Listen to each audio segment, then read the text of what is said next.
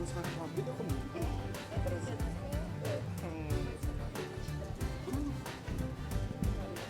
Bruno?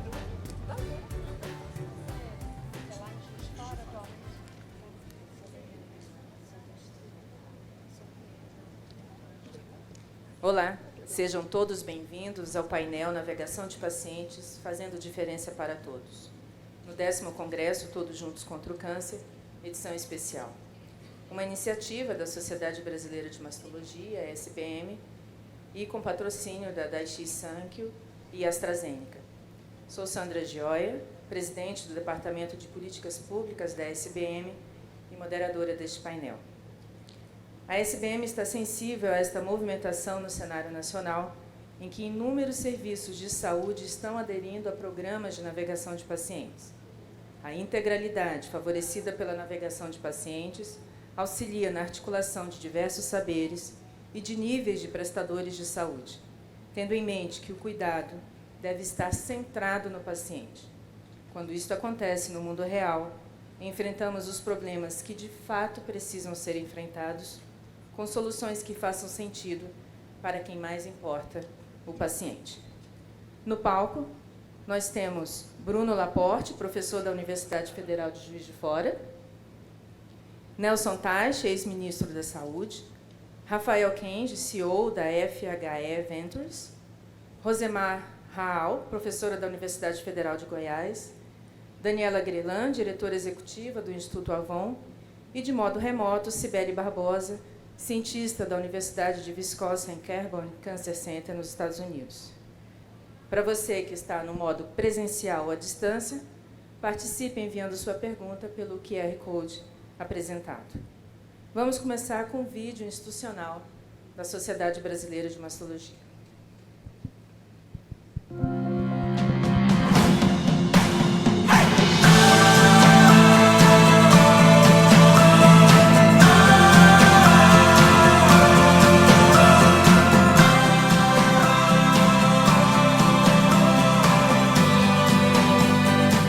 Neste Outubro Rosa, vamos estender as mãos e os corações. Apoiemos as mulheres em sua jornada corajosa contra o câncer de mama.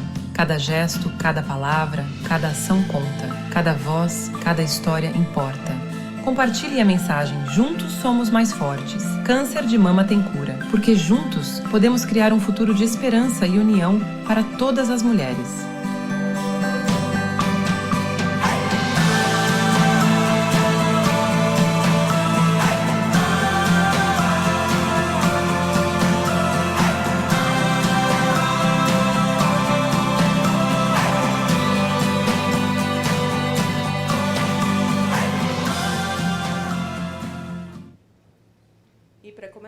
Gostaria de convidar o Dr. Arne Migovski para dar a sua palestra.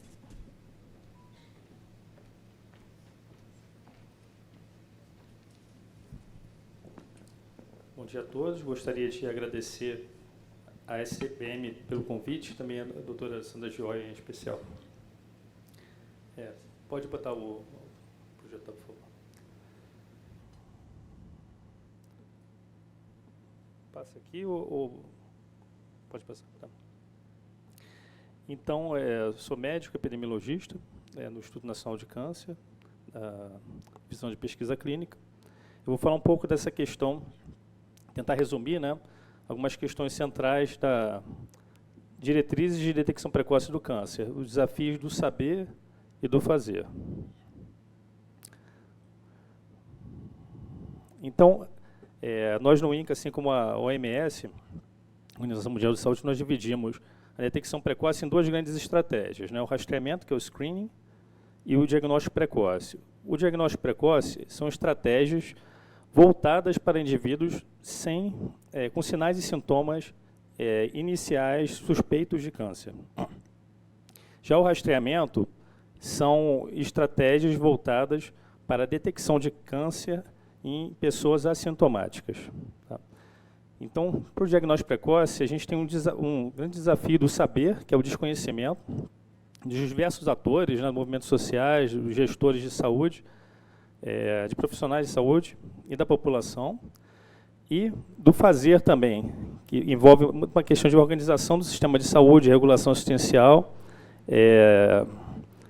e rastreamento. Nós temos muitas informações, né, circulando para o grande público, muitas práticas equivocadas e desafios do fazer também, que é a questão de como organizar programas de rastreamento populacional e também como garantir a qualidade das diversas etapas desses programas. Então, na questão de diagnóstico precoce, eu vou falar um pouco assim, desse link com a navegação de pacientes, como isso pode também contribuir com essa estratégia.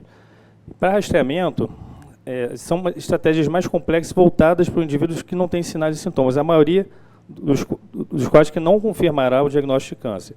Então, para decidir sobre o rastreamento, principalmente como política pública, né, mas também no nível individual, a gente tem que seguir o princípio da medicina hipocrático, né, de primeiro não causar dano. Então, a gente tem que colocar na balança, essa balança metafórica, os possíveis benefícios daquela intervenção, né, de tentar detectar precocemente, tentar reduzir a mortalidade para aquela doença, e os possíveis riscos também. Resultados falso positivo, né, que dá alterado, mas não é câncer, aí você faz mais exames às vezes invasivos, e gera uma ansiedade.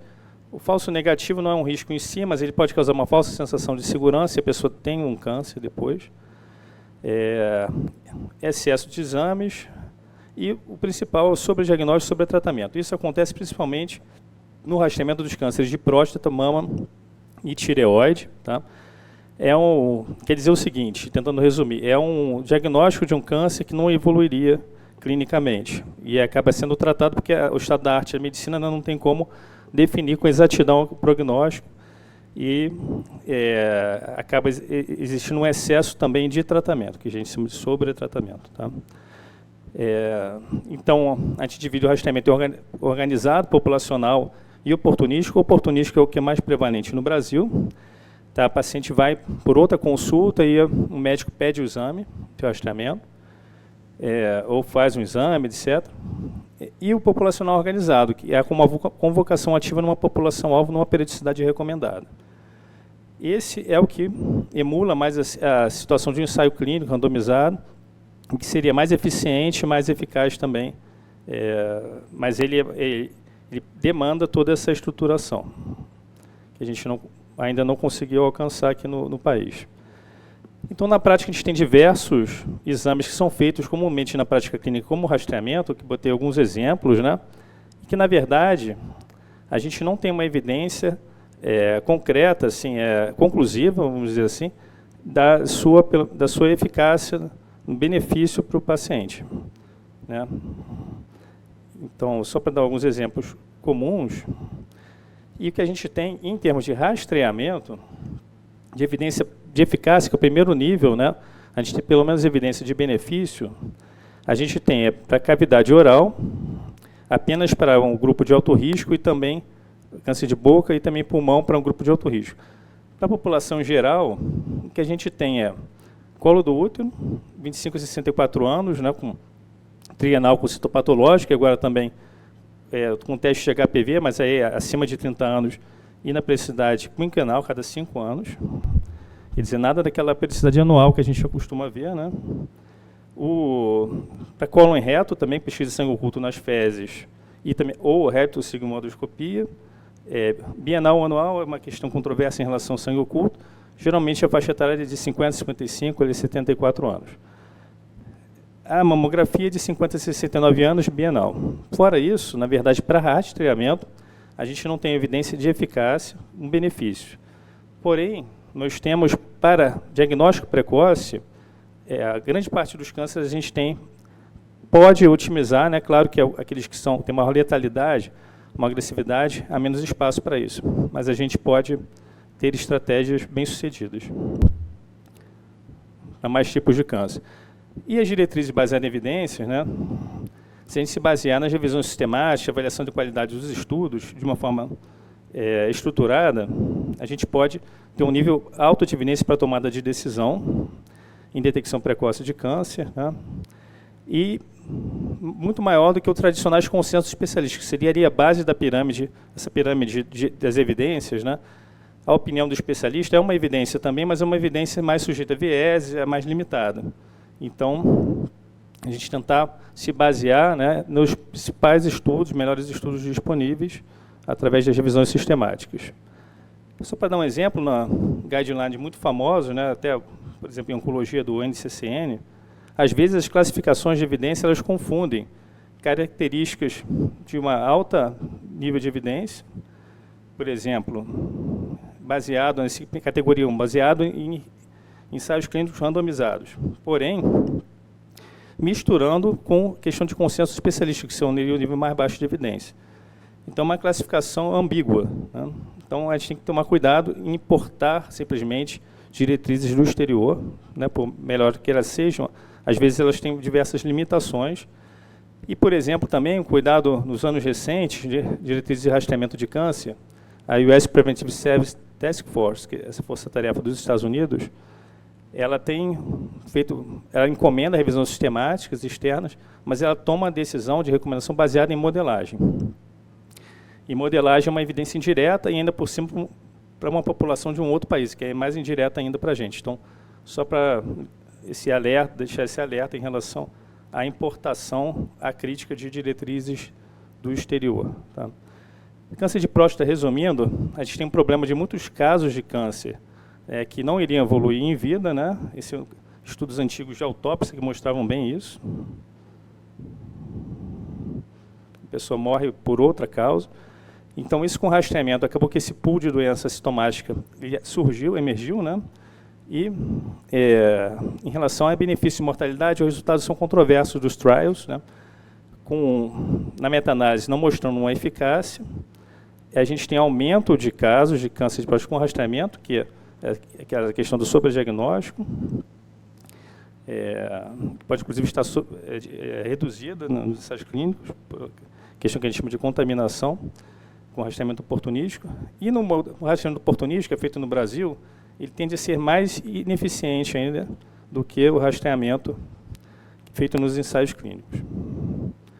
Então, de uns 10 anos para cá, as organizações internacionais, inclusive de urologia, começaram a recomendar que, antes de fazer o rastreamento do câncer de próstata, se fizesse uma decisão compartilhada, falando de riscos e possíveis benefícios.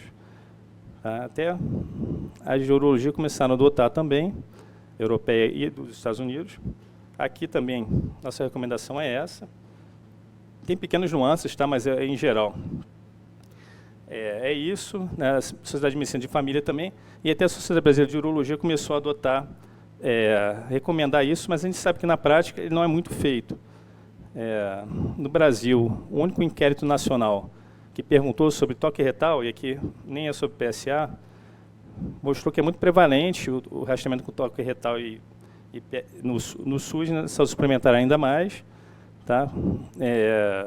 Uma população que tem um risco grande de sofrer sobrediagnóstico. Então, a gente tem e rastreamento com PSA deve ser até maior, embora a gente não tenha esse dado. Então, a gente desenvolveu uma pesquisa, né, pelo INCA, com outros parceiros também externos, e a gente fez esse Decision Aid, que é uma ferramenta de apoio à decisão para um homem que busca o rastreamento do câncer de próstata, poder decidir com base nas melhores informações sobre riscos, né, e possíveis benefícios. Isso não é decisão do outro tipo de tratamento, é decisão se vai ou não rastrear. Decisão Aid para tratamento é uma outra questão. Câncer de mama. Resumindo isso aqui, essas setas vermelhas mostram, principalmente a última, né, de cada faixa etária, tem um losango, e a seta vermelha aponta para cada um deles, né. Eles são medidas sumárias de todos os ensaios clínicos randomizados para rastreamento do câncer de mama com mamografia. E a gente só tem um efeito, que é quando sai da linha vertical para a esquerda, um efeito estatisticamente significativo, que a gente chama, que a gente pode confiar que não foi só ao acaso, de 50 a 69 anos, na redução da mortalidade. Sendo que 40 a 49 foi a faixa mais estudada. E também para a redução do estadiamento, a mesma coisa. Nas mulheres mais jovens a gente não vê. Nas mulheres mais jovens tem evidência também de muito sobrediagnóstico. E aí a gente fala também sobre tratamento, né, tem na revisão sistemática da Cochrane também mostra isso, e daí a nossa preocupação desse também overscreening fora da faixa etária. Então, isso só mostrou um estudo de população nos Estados Unidos que demonstrou esse aumento muito grande de estágio inicial, e tem um benefício do rastreamento, né, na redução do estadiamento localmente avançado, mas ele não corresponde a todo esse acréscimo da linha azul, né, que é aquele overdiagnosis, né, que é aquele sobrediagnóstico que acontece também. Por isso que a gente tem que ter muito equilíbrio na recomendação, e a gente recomendou naquela faixa etária de 50 a 69, está aí na periodicidade bienal, que é a que tem maior equilíbrio entre riscos e benefícios. Mas no SUS, mesmo assim, é muito comum, né, rastrear fora, tem diminuído um pouco, mas quase 40% ainda é fora da faixa etária-alvo. Tá? E aqui, pré-pandemia, né, porque na periodicidade na pandemia tende a aumentar, mas a gente vê que é muito predomínio de rastreamento anual, tá? Sendo que não há aumento de benefício, há aumento de risco. E a gente tem como estratégia complementar ao rastreamento o diagnóstico precoce, que é a conscientização da população dos sinais de alerta, né, das mulheres, nos raros casos em homens também. Os médicos, né, estarem preparados para receber na atenção primária esses pacientes, identificar os sinais, encaminhar esses sinais e ter um sistema de regulação para garantir isso. Em 10% desses casos vão se confirmar como câncer de mama. Tá? E também organizar a investigação diagnóstica num único centro, né? Se possível, naqueles moldes de one-stop clinics, né? Que no mesmo atendimento você tenta fazer todo o processo. E a navegação de pacientes pode ajudar muito nessas estratégias, né? Porque tudo é uma questão de ligação, né, e de encadeamento desses diversos atendimentos necessários para se concluir um diagnóstico no menor tempo possível. E é uma estratégia muito importante, porque a maioria dos casos sempre vai ser detectado pela mulher, por diversos motivos. A mamografia não vai detectar todos, mesmo fazendo rastreamento. Tem cânceres naquelas mulheres jovens, cânceres mais agressivos, às vezes não são captados, são os cânceres de intervalo. Cânceres de mulheres mais velhas também. Então, sempre vai ser importante complementar o rastreamento com essa estratégia. E organizando o sistema de saúde, por exemplo, a gente tem experiências que reduziam o tamanho do tumor até mais do que com rastreamento. Então, a taxa de detecção é maior do que com rastreamento, e você tem a realidade da terapia adjuvante que avançou, então tornou o prognóstico da doença localmente avançada melhor do que era antigamente. Então, diminuiu esse gap entre o localizado e o avançado. Tá? Então, por isso, complementar as duas estratégias de rastreamento com o diagnóstico precoce. Elas não são antagônicas.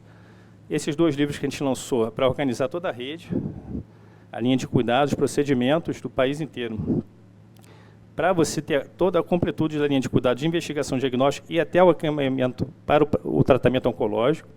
Então, a gente fez para rastreamento, e o livro, com a capa mais escura, ele inclui também diagnóstico precoce, que foi uma coisa inédita na literatura mundial. A gente conseguiu programar isso, que é super complexo. Então, temos instrumentos aí para organizar a nossa rede em termos de quantidade de intervenções de procedimentos. Daí um exemplo que não tem, mamografia tem um benefício, mas também tem esses riscos, né? Câncer de tireoide, a gente não tem comprovação de benefício no rastreamento, mas tem um superdiagnóstico, né, o sobrediagnóstico excessivo, especialmente nessa experiência da Coreia do Sul, que popularizou muito o ultrassom de tireoide, e eles tiveram essa curva exponencial de aumento de casos de câncer de tireoide papilífero no país, né? E está associado a uma associação aí ascendente linear com quem fez o rastreamento. Então, tem uma ligação direta entre ter feito o rastreamento e ter o câncer de tireoide. Então, esses excessos também, a gente tem que organizar, educar também os profissionais de saúde, os médicos, para evitar esses excessos de rastreamento sem indicação. Colo do útero, né? E tem um estudo que também eu participei, que a gente estimou que no Brasil é bastante expressivo também, sobre o diagnóstico de câncer de tireoide. Tá? Colo do útero. A gente também tem esse problema quando faz muitos exames em mulheres com menos de 24 anos, tá? Sobre o diagnóstico. Então, é de 25 a 64 anos trienal, isso com a citologia, né? Então, você causa um sobretratamento também que pode, inclusive, causar morbidade obstétrica na mulher sem prole definida, né? Você pode causar sobretratamento e ele é pouco eficiente também. A maior parte são lesões precursoras que regridem espontaneamente. E a gente tem muito rastreamento fora da faixa etária, também do SUS. Menos que em mama, mas é bem frequente também, vem caindo. E a periodicidade também predomina, a periodicidade anual, embora não tenha benefício. Tá? Então, a periodicidade trienal. Então, o que acontece? A gente fica testando sempre as mesmas mulheres, que têm um baixo risco, isso não traz um benefício para elas. E tem outro lado da moeda, que é as mulheres que nunca fazem o exame. Essas sim que vão morrer de câncer do colo do útero. E a Pesquisa Nacional de Saúde mostrou isso. Tem essas mulheres, têm caído, tá? Mas você vê que aqui é uma questão de educação, de acesso, sem dúvida, mas também de educação em saúde. O maior número das mulheres não achava necessário fazer o exame. Então, é uma questão de comunicação, de educação em saúde também. Tá? E também o segundo é que não foi orientado a fazer. Então, é uma questão do profissional de saúde. Né? E a questão da vergonha também. Então, assim, tem motivos que precisam ser trabalhados, tanto com o profissional, quanto para o enfermeiro, com o médico, quanto para a própria mulher. E aqui uma questão central que a navegação de pacientes pode ajudar e que mostra por que a gente não consegue reduzir a mortalidade de câncer do colo do útero em grande parte do país. Esse é um estudo que a gente fez em Manaus, junto com colegas de Manaus e também do INCI, que a gente mostrou que nessa trajetória da mulher, até o diagnóstico, o tratamento das lesões precursoras do câncer do colo do útero, a gente tem uma peregrinação, né, uma saga que a mulher percorre, e ela mesma tem que levar resultados de exame, ela tem que fazer todo o trajeto sozinha, sem orientação às vezes, e ela vai se perdendo no caminho. Então são inúmeras visitas, ela acaba desistindo porque ela tem que trabalhar, ela não consegue liberação, etc. E desiste, às vezes são grandes distâncias, né? Aí pensando no interior do país, por exemplo, na região norte, são grandes distâncias que têm que ser percorridas. E ela acaba se perdendo nesse caminho, e a gente tem aí todas essas etapas até se chegar, e às vezes é só retorno para pegar resultado de exame, retorno para uma interconsulta desnecessária. Então a otimização desse processo é essencial. Tá? E a gente tem também o abandono, que as mulheres que tiveram lesão de alto grau, da citologia, quer dizer, uma lesão que deve evoluir para câncer, uma probabilidade de evolução, apenas 73% foram para a colposcopia, que é o exame que avalia a lesão para o diagnóstico, confirmação diagnóstica. E depois delas, 50% foram encaminhadas para o tratamento. Então, uma perda enorme de mulheres que vão ter, eventualmente, evolução para o câncer. Então, a navegação pode ajudar muito nessa organização de todo esse processo, né, que é ineficiente e ineficaz. Para cone reto, embora seja eficaz o rastreamento, a gente tem ainda o problema do sintomático, né, do diagnóstico precoce, e tem não tem um programa organizado de rastreamento. Então, a gente pode olhar no exterior, eles têm problema de adesão também ao rastreamento. Tá? A gente, alguma experiência nacional que eu acompanhei no Sul, a gente também teve inicialmente essa dificuldade, inclusive a adesão dos profissionais de saúde também. E a gente tem um problema de não ter suficientes médicos, especialistas e procedimentos para realizar o rastreamento no Brasil. Então, tudo isso tem que ter pensado antes de expandir o rastreamento. Né? A qualidade da colonoscopia para confirmação diagnóstica e o número necessário de exames endoscópicos, né? Principalmente a colonoscopia, que a gente fez uma estimativa rápida e a gente está muito aquém do que precisaria para realizar o rastreamento, aqui comparando o verde ali com o vermelho. Câncer de pulmão, a gente tem uma evidência mais recente que tem benefício no rastreamento da população de alto risco, tabagistas, né? Com alta carga tabágica. Tá? Não vou entrar em detalhes aqui, mas foram 2 ensaios clínicos, nos Estados Unidos, um na Holanda, e a gente continua sendo a melhor principal estratégia é a prevenção primária com cessação do tabagismo, né, ou prevenção da iniciação do tabagismo. Mas a gente tem essa estratégia também agora. E um problema importante do fazer, né, da implementação, é a questão dos nódulos, que você detecta a minoria, vai ser câncer, nódulos pulmonares, então você tem que saber qual a conduta, como acompanhar aqueles nódulos. E no Brasil, particularmente, temos locais com muita alta incidência de tuberculose, que causa mais uma dúvida diagnóstica na avaliação desses nódulos, e é um grande dificultador da implementação para essa questão da possível falso positivo no rastreamento. Tá? É um rastreamento com tomografia de baixa dose de radiação. A gente fez um estudo, aqui colegas, fizemos um estudo de modelagem para avaliar outras estratégias mais eficientes de seleção dos pacientes para o rastreamento. E em boca, nossa estratégia, embora exista evidência, eu botei ali no final, de eficácia, um pouco controversa, mas tem um ensaio clínico indiano que mostra evidência de eficácia na redução da mortalidade, com rastreamento de um profissional de saúde treinado, que não era nenhum profissional assim, nível superior, vamos dizer assim, enfermeiro, médico, dentista, era um profissional treinado para fazer a inspeção visual da boca, né, e encaminhar para um profissional de saúde, para o médico ou dentista, para confirmação diagnóstica. Então, tem eficácia, mas uma população de muito alto risco, consumidores de álcool e tabaco, né, ou ambos. E a gente tem a estratégia que a gente adota aqui no Brasil, mas ainda não é muito implementada, né, aquela questão do gap entre o saber e o fazer, né, que é você identificar sinais e sintomas na atenção primária, você poder biopsiar, até, muitos não fazem isso, mas teoricamente poderia ser feito, um dentista na atenção primária biopsiar. Tem que ter uma referência organizada para laboratório de patologia, onde vai fazer biópsia, onde vai mandar material, onde vai ser analisada a biópsia, depois acompanhamento de quem tem desordem potencialmente maligna, acompanhar na rede, depois como regular para o tratamento, né? Então, todos esses desafios de organização que a navegação de pacientes, para mim, pode vir a contribuir. A gente tem um cenário bastante dramático em câncer de cabeça e pescoço no Brasil, de estadiamento tardio.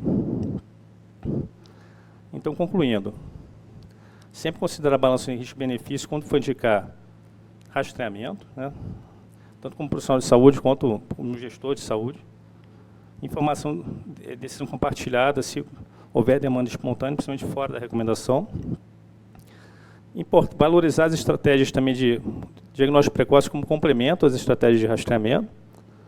E, em termos de rastreamento, o ideal seria organizar, né, com financiamento, com estrutura, programas organizados de rastreamento que são mais eficientes e mais eficazes do que o modelo que a gente tem hoje de rastreamento oportunístico no país. Obrigado.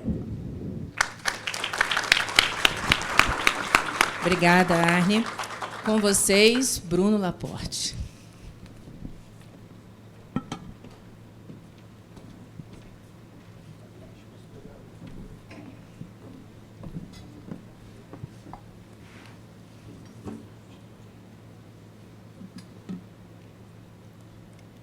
Bom dia, gente. Bom dia.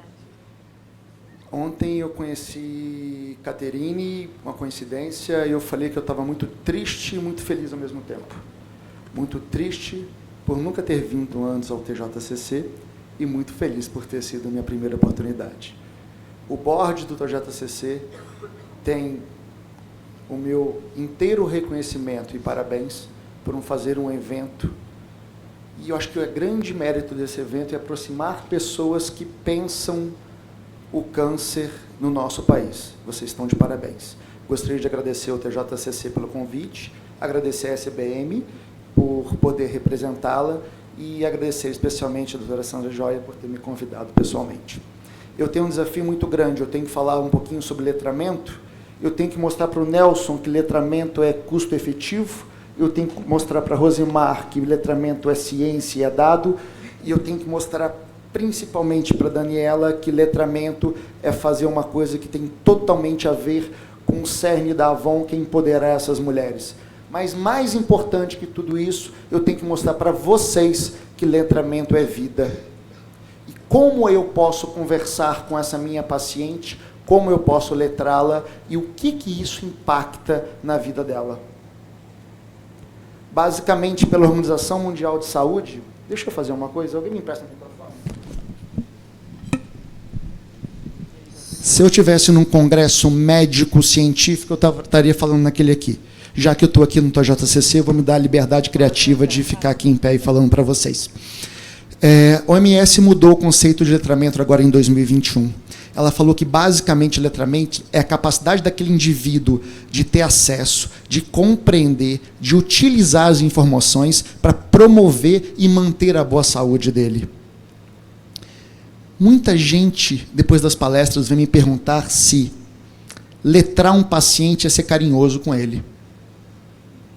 A resposta é não. Letramento é ciência.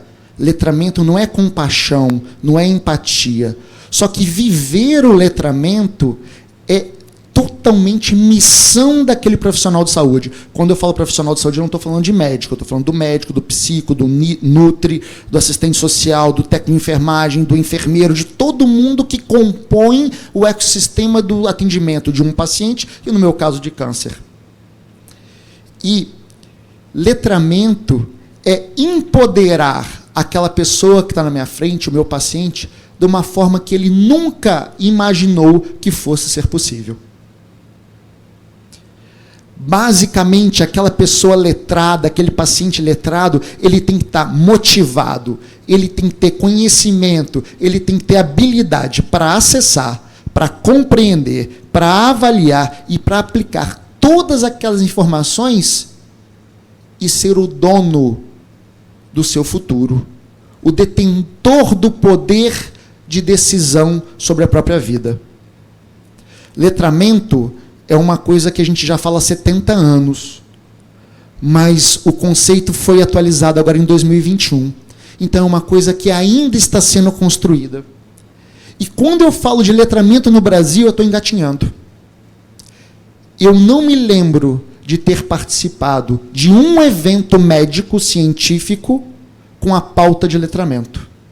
E eu vou mostrar para vocês o quanto é importante o letramento dentro da cultura do profissional de saúde. Basicamente, como que eu posso usar o letramento para mim e para a minha paciente? Aquela paciente, ela tem que saber como acessar os serviços de saúde. E eu não estou falando só do SUS, não. Existem alguns cenários que o caminho pelo SUS é mais fácil, não mais rápido, do que no convênio. Então, ela tem que saber qual caminho ela vai tomar para ela me ajudar nesse caminho. A paciente, ela tem que saber analisar os riscos e benefícios de cada terapêutica. Quando um profissional de saúde, um médico, ele investe tempo em falar para uma paciente que vai fazer radioterapia que a pele dela vai ficar vermelha, vai ficar quente, vai ficar inflamada, quando a pele dela ficar vermelha, quente, inflamada, primeiro, ela vai saber que foi uma decisão dela, estava no custo do tratamento, mas o quanto aquilo vai fazer bem para ela. E quando ficar vermelha, quente e inflamada, ela não vai ficar preocupada. Quando o marido dela olhar para a mama dela daquele jeito, ele fala assim, não, doutor Bruno já me explicou, é assim mesmo, não é bom não, mas isso vai acontecer, mas isso é importante para mim e no meu caminho do tratamento. A paciente do SUS, ela tem uma vantagem em relação ao privado. Quando eu digo profissionais de saúde, geralmente todos os profissionais estão no mesmo ambiente. O nutri, o psicólogo, o assistente social, o oncologista, o mastologista. A paciente privada é um caos. Ela passa no consultório do mastro, passa no consultório do onco, passa no consultório do rádio, no nutri, no psicólogo. Cada um está no seu cantinho, ninguém se fala. Ela tem que estar empoderada e ela é o eixo principal que vai fazer com que todos esses profissionais conversem entre eles. Se ela não estiver empoderada, se ela não estiver letrada, ela não consegue fazer todo mundo conversar. E se todo mundo não conversar, eu não consigo alcançar o máximo do meu resultado para essa mulher. No meu caso, eu sou mastologista, cuido de câncer de mama, de vez em quando vocês vão me falar mulher, mulher, mulher. Tem homem também. Essa mulher, ela vai procurar a doença dela no Google. Eu posso gostar, eu posso não gostar, eu pessoalmente adoro. Mas ela vai procurar. Eu, como médico, posso fechar o olho e deixar ela procurar onde ela quiser, ou eu posso orientá-la onde buscar essa informação. O Google é fantástico, a internet é fantástica, mas a gente tem informações boas e ruins. É minha obrigação, ao letrar ela, dar a ela o poder de saber aonde procurar as informações que vão fazer diferença no tratamento dela. Essa paciente empoderada, ela não tem que ter só informação, ela tem que ter acesso a dado. E eu ensiná-la a pegar um dado e, junto comigo, transformar em informação. É a diferença entre ela aceitar o que ela tem que fazer e ela comprar a minha ideia.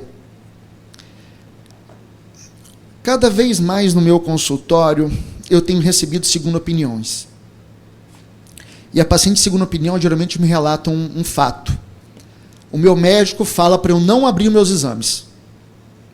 Olha, gente, num debate de ideias e não de pessoas, eu acho isso inadmissível. Eu acho isso uma vergonha. Debate de ideias. Gente, a minha vida é encontrar mulheres com resultados normais, que estão há 3 meses chorando, porque leram algo e tiveram a impressão que estava alterado. Um linfonodo intramamário, uma ínguazinha na mamografia, 10% das mulheres têm. Ela olha aquilo no exame e acha que está morrendo, e não tem nada. Por outro lado, minha vida também é mulheres que fizeram mamografias e deu um exame alterado, fizeram um exame de rastreio, tiveram resultados alterados e colocaram aquele exame na gaveta. E se ela fosse empoderada, se ela fosse letrada, ela soubesse analisar aquele exame, nenhum desses 2 cenários aconteceria. O exame é da paciente, não é do médico. O médico, o nutricionista, o fisioterapeuta, o psicólogo, ele ajuda ela na interpretação. O exame é dela, ela tem que ser empoderada para entender aquele exame. Aí vocês pensam, poxa, Bruno, mas no Brasil, né, letramento é devagar. Não! Esse dado publicado agora em 2012 mostrou que 50% das pacientes em países desenvolvidos não são letrados o suficiente. Isso é um problema do mundo, não é um problema nosso. É um problema que ainda é pouco falado no mundo inteiro. Basicamente, eu tenho 2 cenários no letramento. Eu tenho o primeiro cenário, em que a paciente é dona de si, é empoderada, ela sabe acessar os serviços, ela sabe o que buscar, ela sabe interagir com o profissional.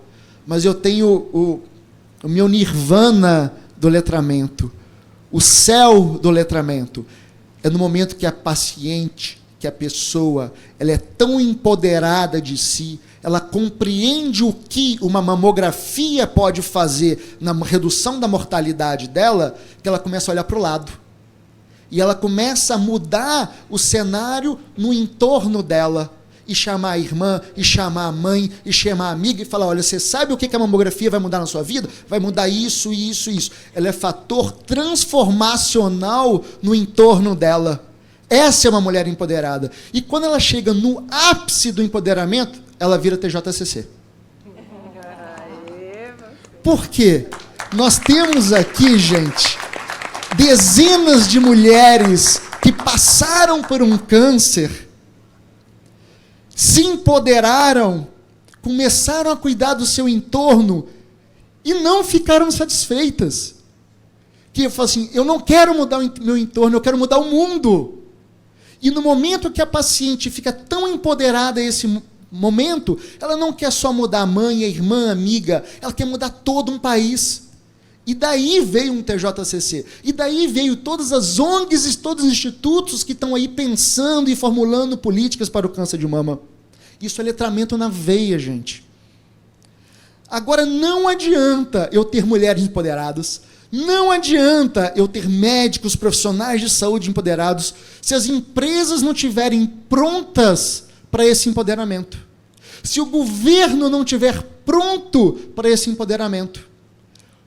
As empresas privadas, de saúde, planos, governos estaduais, municipais, federais, secretarias de saúde, postos de saúde, tem todos eles estar prontos para chegar uma mulher e falar, olha, eu tenho que fazer mamografia, eu tenho 50, 69, eu tenho 40. Por que eu não vou fazer os 40? Eu quero que você me explica. Ah, porque o INCA falou. O INCA é o problema do INCA, não é ele que vai morrer de câncer. Eu quero que você me prove por que eu não tenho que fazer. Essa mulher empoderada, quando ela chega em algum lugar, ela assusta. É normal, é mudança de cultura. A gente tem que estar preparado. A comunidade, o país, a cultura tem que estar preparada para receber essa mulher empoderada. Senão você vai matar ela no começo. Você fala, você é paciente, você não tem que falar nada e acabou. Morreu uma paciente empoderada. E o que o empoderamento traz para todos nós? O empoderamento traz para todos nós uma melhor utilização dos serviços e recursos de saúde. Ela não vai fazer mamografia 2 vezes por ano, Nelson, porque ela sabe que não é necessário. Mas aquela paciente que fez em janeiro, quando o caminhão da mamografia voltou em outubro, ela, não, eu vou ficar protegida, eu vou lá fazer de novo. Quando ela entende o que está acontecendo, ela vai usar melhores recursos.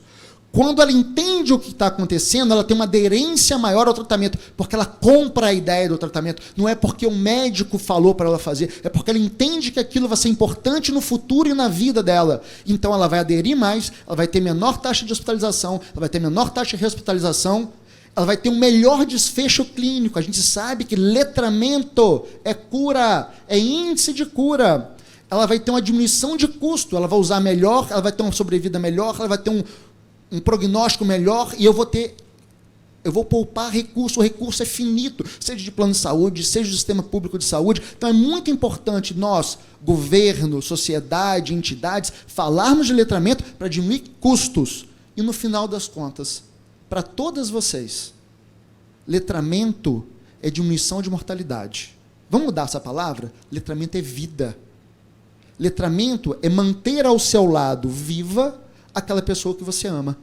Então vocês todas que estão aqui são responsáveis por quem a gente gosta. Então se vocês são pessoas que vieram aqui buscar o conhecimento, vocês têm que dividir esse conhecimento. Vocês têm que letrar a pessoa que está ao lado de vocês. Para isso eu tenho que olhar no olho, eu tenho que ter uma conversa horizontal, eu tenho que não só me mostrar interessado pelo que ela está falando, eu tenho que ser interessado nas dores daquela paciente, seja a dor que for. E eu tenho que falar de forma com que ela me entenda, calmo e tranquilo. Eu tenho que adaptar a minha linguagem àquela pessoa que está na minha frente. Eu tive a oportunidade de trabalhar um tempo fora do país, na Europa, e lá a gente atendia gente do mundo inteiro em Milão. Eu atendia um paciente do norte da Europa, pragmático, anglo-saxão, que queria saber o número, a chance de cura, quanto tempo ele ia viver, que ele tinha que programar o futuro dele. E eu tinha um latino, eu tinha um italiano da Sicília, que é puro coração, puro paixão. E eu tinha que conversar com essas pacientes e dar informação de formas diferentes. Eu tenho que me adaptar à pessoa que está na minha frente. Nisso é fundamental envolver todos os stakeholders, todas as pessoas que pensam e trabalham e lidam com essa paciente. Hoje a gente tem lá em Juiz de Fora um grupo de WhatsApp com pacientes do Brasil inteiro, com psicólogo, fisioterapeuta, nutricionista, que ajudam essas pessoas. Eu sou uma pessoa, do ponto de vista digital, péssima, mas eu tenho um Instagram. O meu Instagram, eu falo com 10 mil mulheres todo dia. No meu consultório eu falo com 20. A capacidade daquilo de gerar informação e os feedbacks que a gente recebe é uma coisa assim, transformacional. A internet, ela move o mundo, para bom ou para ruim. Compete a gente dar a direção. O TJCC, o terceiro setor, os institutos, as ONGs, sem vocês a gente não vive.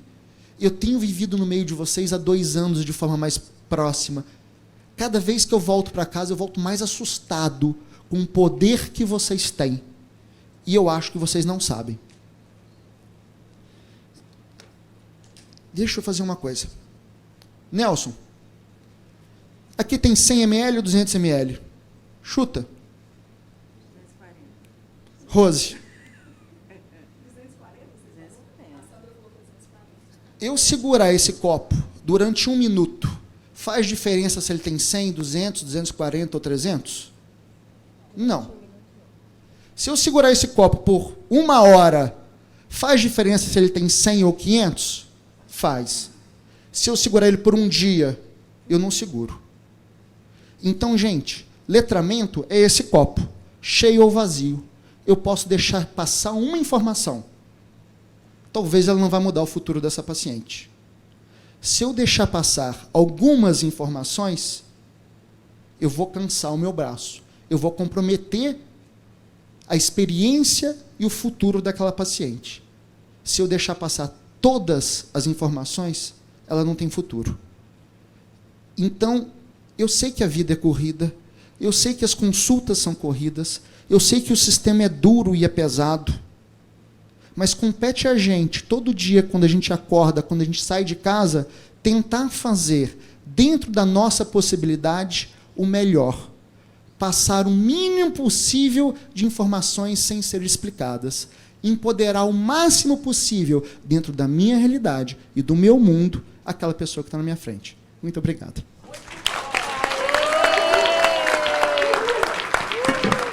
Obrigada, doutor Bruno. Vocês viram que eu não tenho onde ficar, então é a dança das cadeiras. Doutor Nelson, a palavra é sua.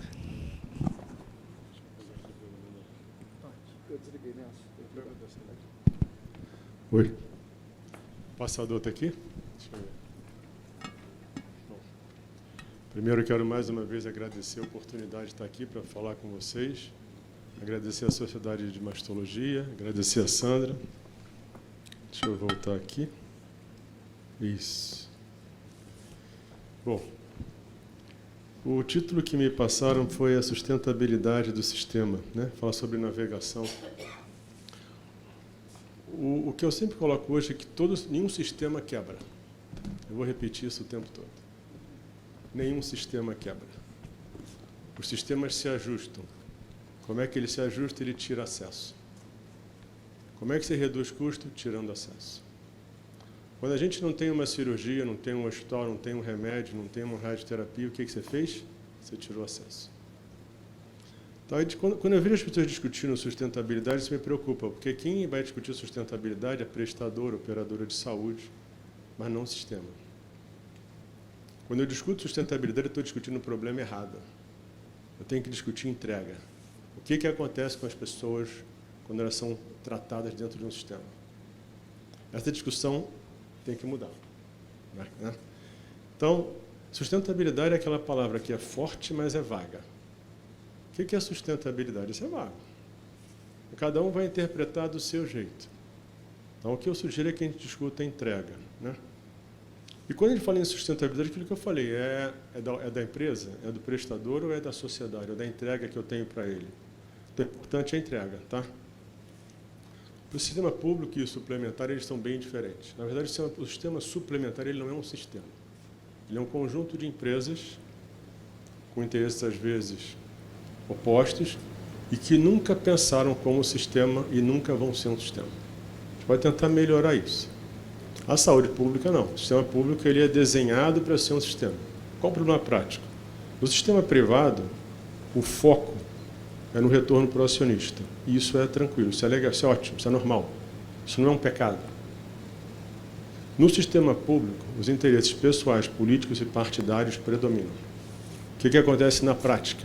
O doente não é o centro de nada. Hoje é o sistema. O sistema hoje é isso. Tá certo? Então, e até para falar um pouco sobre navegação, fazendo uma analogia, você pega um mar super revolto, batendo, e você tem um barco pequeno que está sem controle. Como é que a gente navega esse barco? A gente não navega esse barco. Ele é levado pelo mar. Que é exatamente o sistema de saúde hoje. Ele é levado pelo dia a dia, mas ele não é controlado pelo gestor. Por isso que ele é tão desigual e ineficiente. Né? Então, a gente fez um trabalho agora recente, que foi até foi colocado ontem, e a gente discutiu mobilidade, né? Dificuldade que as pessoas têm para se tratar. Né? E aí o que eu fiz? Eu falei, vamos fazer o seguinte, vamos pegar o número de casos de câncer de colo de útero no SUS, vamos pegar na saúde suplementar, a gente soma, né, assumindo que são distintos, e a gente vai ver se a projeção do INCA bate. Que é uma forma indireta de eu checar o dado, a qualidade do dado. Sabe quantas pessoas eu consigo pela saúde suplementar? 0. Eu não sei absolutamente nada. A saúde suplementar mede procedimento e dinheiro. Então, por isso que eu falo, quem acha que a saúde suplementar cuida de alguém está errado. Achar que porque quem tem plano está bem, está errado. E você sempre vai ter exemplos isolados de coisa boa que não refletem um sistema inteiro. Né? E aí cai naquilo que eu acho que é a minha maior preocupação hoje. Hoje eu estou ajudando o Legislativo num projeto de lei que é para a criação da Lei de Prevenção e Controle de Câncer do SUS. Atualmente é uma portaria, o projeto que se vira uma lei. E o que a gente tem discutido é o seguinte, não adianta criar lei, programa, projeto, que só acontece no papel. E se você olhar, no papel tem quase tudo, perfeito, mas na prática não funciona. A pergunta é, como é que isso chega na sociedade? Como é que eu faço isso acontecer na prática? Como é que eu mudo para melhorar a vida das pessoas, né? Então, a pergunta é por que eles não melhoram? Hoje, quando você fala, dado é fundamental, que a informação permite que você faça um diagnóstico claro do problema. Um diagnóstico claro do problema, naturalmente, a solução é quase que uma consequência natural. Se eu faço um super programa de diagnóstico precoce, mas eu não tenho cirurgião para operar, não adiantou nada. Isso é um problema da oncologia também, porque você não consegue trabalhar por partes. E aí, naturalmente, eu tenho que ter uma estrutura para a cirurgia, porque não adianta eu fazer um super programa de diagnóstico precoce se eu não tenho quem opere essa doente. Então, não dá para trabalhar por parte nisso, né? Então, essa é a discussão, e você tem que ter dados sobre tudo isso. Hoje a gente tem 3 informações que são críticas, a gente vai comentar rápido. Quais são os problemas que a gente tem, qual é o tamanho deles, porque não adianta só saber o problema, tem que saber o tamanho, e por que toda a solução que certamente já foi pensada não deu certo. Por que não funciona? Essa é a grande pergunta hoje. Por que aquilo tudo que parece perfeito no papel não acontece na prática? Isso é um diagnóstico fundamental hoje em dia. Eu digo que a gente hoje faz, isso aí eu digo que é uma estratégia da saúde, que é você tem um problema, você cria uma lei, não muda nada e acha que amanhã vai ser diferente. Você é à espera de um milagre, isso não vai acontecer nada. Vai ser igualzinho o que era antes, não muda nada. Você não criou condição para que aquilo acontecesse. Então, hoje, quando se discute qualquer mudança, tem que criar condição para que aquilo aconteça na prática, né? Então, eu digo que tem sempre o projeto bala de prata e o culpado de prata. Aquela coisa que é fulano, é aquilo. Pagou por fee for service, então se mudar tudo vai dar certo. Não vai. Não existe isso. É tudo complexo, é multifatorial. Se você não trabalhar tudo ao mesmo tempo, você não resolve, né? Aí a gente fala que o sistema é subfinanciado. O que é isso na prática? Só para vocês terem uma ideia, o sistema público hoje varia de ano para ano, né? A pandemia foi um pouco mais, mas em geral o sistema público gasta uns 42% do financiamento da saúde é público, combinando federal, estadual e municipal. Dos 58 restantes, metade é saúde suplementar. A outra metade é do bolso. São as pessoas gastando o dinheiro do bolso. Você imagina que esse é um país pobre? Isso é um desastre. Só para vocês terem uma ideia, a gente tem mais ou menos 5.570 municípios, né? 5.569. 69% desses municípios têm menos de 20 mil pessoas. É um país de cidade pequena. Então, se você olhar se você pegar dos 5.570, mais de 3 mil, a renda per capita, que é a divisão da renda do trabalho dividido pela população, mais de 3 mil, a renda per capita está abaixo da linha da pobreza. Esse é o país que a gente vive. Se você olhar o PIB per capita dos municípios, ele varia 120 vezes. Isso é o país que a gente vive, tá certo? Então, só para vocês terem ideia de como isso é difícil, é um dado do ano passado, eu fiz alguns ajustes aí, né? Peguei os dados do ACDE, peguei o dado lá do SUS, peguei da saúde suplementar. A gente gastou por pessoa, ano passado, mais ou menos R$ 1.900 no SUS. Na saúde suplementar, a gente gastou 4.700.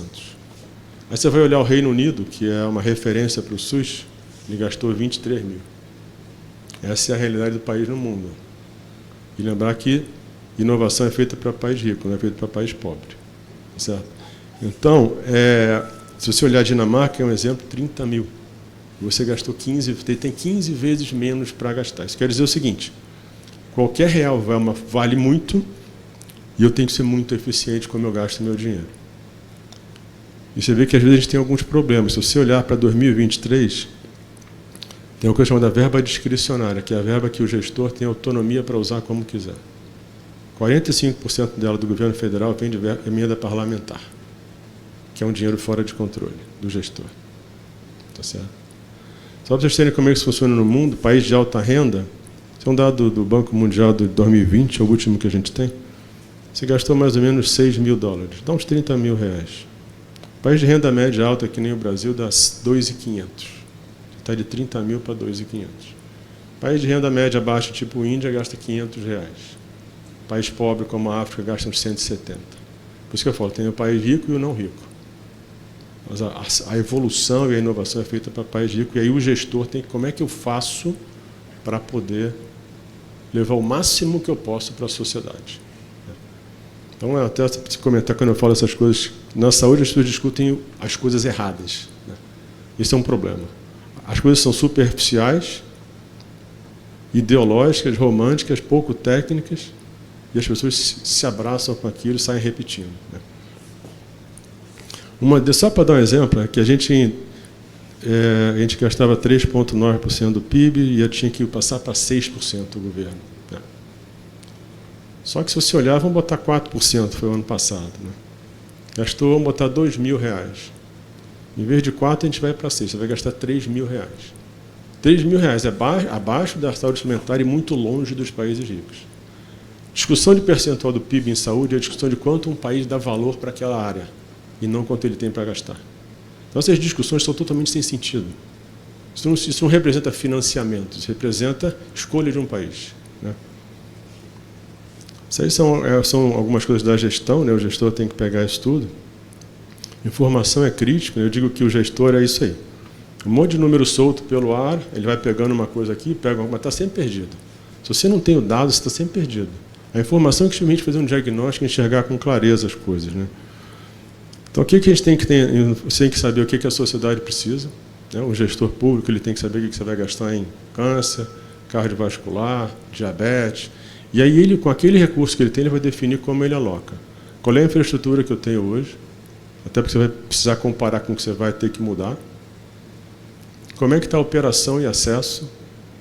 As pessoas estão chegando lá. Quando ela chega lá, ela consegue andar no sistema? Que aí seria o ponto da navegação. Mas é o que eu falei, você navegar sem controle do que acontece num mar revolto, você tem a sensação de que está fazendo coisa, você não navega nada. Porque você depende de um sistema que funcione. Até o projeto da oncologia de lei, ele tem um interessante, porque você nunca vai conseguir resolver a oncologia sem resolver o sistema. É complexo demais para você achar que vai ter um negócio muito bom na oncologia e o resto fica como está. Então, esse é um projeto que eu converso com o pessoal, achando a gente melhorar o sistema inteiro. Você tem que medir desfecho clínico. Se você não mede isso, você não sabe a eficiência. Você não sabe o que você entrega. Como é que você vai saber se você é bom ou ruim, você não sabe nem o que você entrega. Então, você tem que entregar isso. E quanto você tem de dinheiro? Você tem que mapear o que está chegando, o gestor tem que entender isso, como é que está a legislação e como é que está uma concorrência. Concorrência, por exemplo, não é só parte privada. Eu quero botar os médicos no Mais Médicos. Mas tem um serviço do lado que é privado e que paga muito mais. Como é que eu vou fazer? Entendeu? É difícil isso. Então, só para vocês terem ideia de como é difícil, porque você tem que mapear, no ano passado foram 21 drogas novas que foram liberadas. Você vê nos três últimos gráficos, você vê como eles são muito maiores do que os anteriores. A inovação vem chegando muito mais rápido. Isso aqui são 115 drogas que foram lançadas nos últimos 5 anos. A expectativa é que seja maior ainda. Só para vocês terem ideia de como isso é complicado em termos de custo, em 21, nos Estados Unidos, o custo médio da droga lançada foi de 1.300.000. Droga oral foi 1.100.000, mais ou menos. Isso é como os remédios estão chegando. Eu estou falando só de remédio, estou falando das outras coisas. De como é difícil isso, se você olhar até nessa coisa de custo e efetividade, na prática hoje, quanto melhor é o remédio, menos custo efetivo ele vai ser provavelmente. Porque você não consegue compensar gastos que batam o preço do remédio. Então, só para vocês terem uma ideia, em 2011, os pacientes que fizeram primeira linha e segunda linha com câncer de pulmão, em 2011 eles tratavam 153 dias. Hoje eles tratam, em 2021, eles tratam 800 dias. Se você olhar, incluindo terceira linha, a pessoa tratava 200 dias, hoje ela trata 1.000 dias. Essa é a realidade do câncer de pulmão. Isso é o que vai evoluir quando a gente diz que o câncer vai virando uma doença crônica. Só que esse tipo de transformação com um preço exorbitante fica difícil para qualquer sistema oferecer isso para a sociedade. A gente vai começar a competir com doença rara. Aí a gente vê o que está acontecendo. Ano passado, hemofilia, a droga foi liberada a $3,5 milhões a dose, por pessoa. Uma droga para beta-talassemia saiu a 2,8. Esse ano já saiu uma droga para atrofia muscular, $3,2 milhões por pessoa, por dose. E a gente está fantasiando um pouco o tratamento de doença rara. Seja que você tem a doença rara, dei uma dose, a pessoa volta ao normal, vida tranquila, não é nada disso. A gente não sabe se vai ter que tomar outra dose, a recuperação às vezes não é rápida, tem que ter um super programa de diagnóstico precoce para a doença rara, o que é difícil. E ano passado, o preço mediano de droga dos Estados Unidos para qualquer doença foi 1,1 milhão. Pesquisa no mundo, só para você ter ideia do que está acontecendo, hoje a gente tem, esses são os 2 últimos anos, 21 e 22, teve mais de 5.000 estudos lançados por ano. Na parte da oncologia foram 2.300, mais ou menos, sendo que a maioria é para doença rara, que são drogas muito caras. Né? Então você vê, e uma coisa interessante, a gente fala sobre o complexo econômico e industrial da saúde no Brasil, a China mudou muito nos últimos 5 anos. Hoje a China é o segundo país que mais se incorpora no mundo e o que mais produz substância para pesquisa. Eles têm 1,4 bi de gente, é diferente, mas tem uma política real de saúde, que está se transformando. E eu falo um negócio que o pessoal não gosta muito, a gente fala que o SUS é o maior programa de saúde pública do mundo, mas não é. O maior programa que eles chamam um programa indiano, tem 500 milhões de pessoas. Ainda também tem 1,4 bi de pessoas. E a China hoje ela é liderança em estudos de PD1, PD de imuno no mundo. Né? E o que a gente tem hoje de droga? Produto em desenvolvimento hoje, tem mais de 6.000. A gente está falando só de remédio. Na ONCO são 2.300, doença rara na ONCO 1.800. Então é isso aí. E o que aconteceu na prática foi o seguinte, o financiamento, a informação e a gestão elas não conseguiram acompanhar a evolução tecnológica, a complexidade e o custo da saúde. E se a gente não tirar essa diferença, vai ficar cada vez pior. Porque a gente tem que entender o seguinte, a inovação, hoje na saúde, ela só aumenta a desigualdade. Porque ela depende de coisa cara, equipamento sofisticado, mão de obra sofisticada. Imagina um país desigual como o Brasil, 5.570 municípios, como é que você vai levar isso para um país continental e desigual e pobre como esse? Isso é muito difícil. Se você não tiver uma gestão muito qualificada, se você não tiver dados, se você não tiver informação para o gestor poder se orientar, a gente só vai piorar. Né? O principal desafio é o gestor enxergar o que não é óbvio. Porque o que acaba acontecendo na prática é que se você não toma... É tanto problema para resolver que é tranquilo você só resolver o que bate na porta e o que está na mídia. Só isso aí já ocupa o teu tempo inteiro. Só que para você estruturar um sistema, você precisa projetar no longo prazo. Que já é difícil, porque politicamente isso é difícil. Mas você não pode... E eu falo, a Covid foi um exemplo. A Covid mostrou todas as ineficiências do sistema. Todo mundo correu atrás de dados, de informação, de um monte de coisa. Essa mesma ineficiência sempre existiu. Morre muita gente de câncer sem precisar, morre gente de doença cardiovascular sem precisar. Só que como isso não aparece, como você não tem dado, isso não choca e não mobiliza. Mas essa mesma realidade da Covid vale para o sistema inteiro. Só que ela não é visível. E aí ela não consegue mobilizar como deveria. Né? Então, uma política de saúde ela tem que ser nacional. Você pode até ter uma lei para o SUS, mas uma política tem que ser de um país inteiro. Né? Essa é aquela que eu comentei da seguinte, e alguns mitos e crenças que eu vejo da saúde. Medicina baseada em valor é outra dessas palavras que todo mundo repete o tempo todo, achando que está falando alguma coisa que faz diferença, mas não faz nenhuma. Valor é um negócio que cada um usa como quer para defender o seu. Valor só seria real mesmo, se foco em valor, se todo mundo tivesse valor com o mesmo conceito.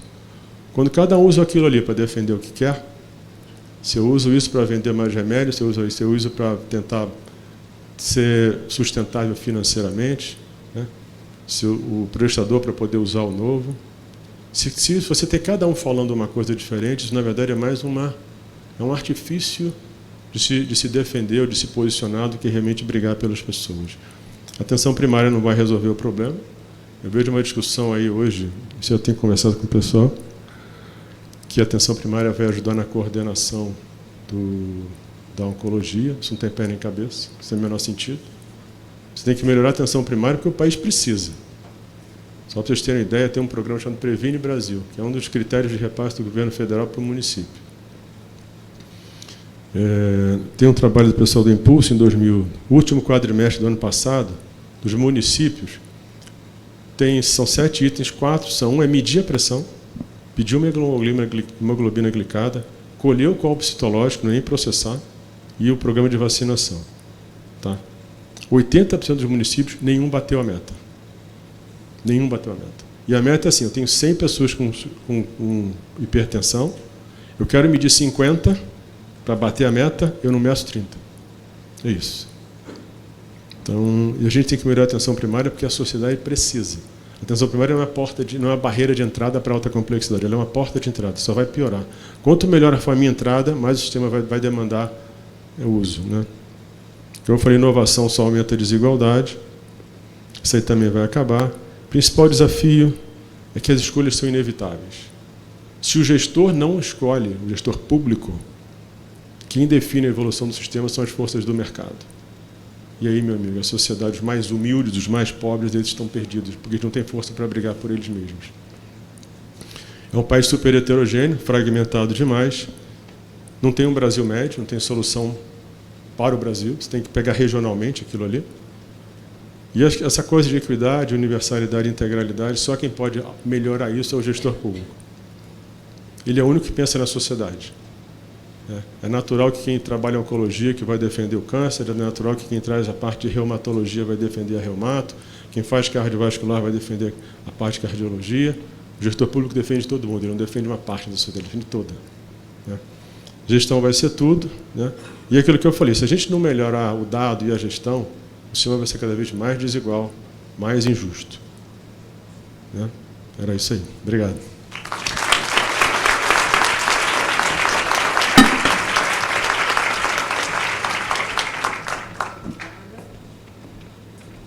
Nelson, obrigada. Por favor, gostaria que compartilhassem a aula da doutora Cibele, que está gravada. Olá, eu sou Cibele, sou cirurgiã oncológica, formada pelo INCA, onde eu tive o prazer e a oportunidade de trabalhar entre 2009 e 2018. Eu tenho mestrado e doutorado em saúde coletiva pelo Instituto de Estudos de Saúde Coletiva da UFRJ. E desde 2020 eu trabalho com pesquisa na Universidade do Wisconsin, no Centro de Tratamento de Câncer da Universidade.